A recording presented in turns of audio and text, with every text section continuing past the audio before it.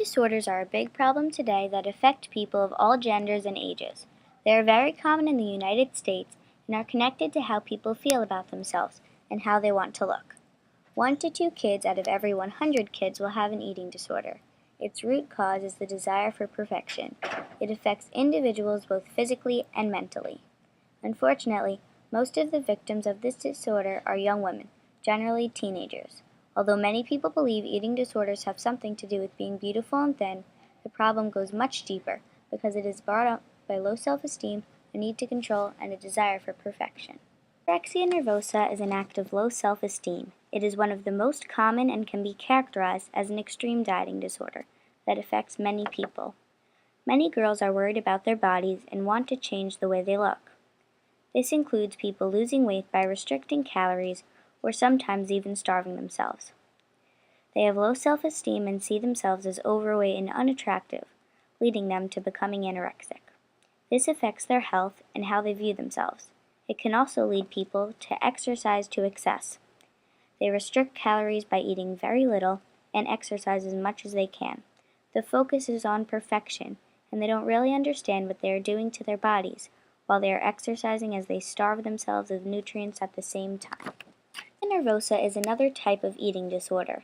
This affects women and men of all ages. In this disorder, people binge on food and purge out of their guilt after they eat. For example, a person will consume a large amount of food. In other words, they go on an eating binge. They feel guilty for overeating and then purge by forcing themselves to throw up all the food they've eaten. People suffering from this disorder feel the need to be in control. To avoid gaining any weight, they frantically exercise for long periods of time. They sometimes run 10 miles just feeling terrible because of all the food they just consumed.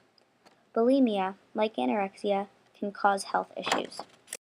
Treating these types of eating disorders not only involves physical therapy but also medication.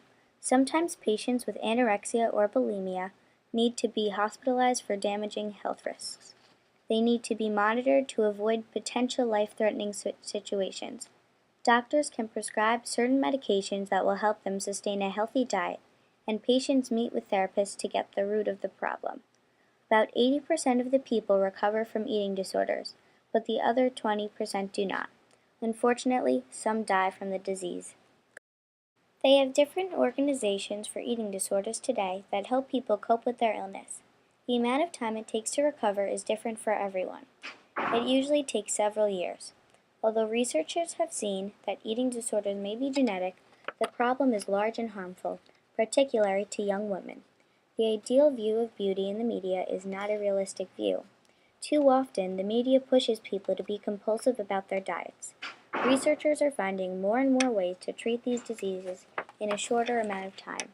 They are finding that the best way of recovering is really different for everyone.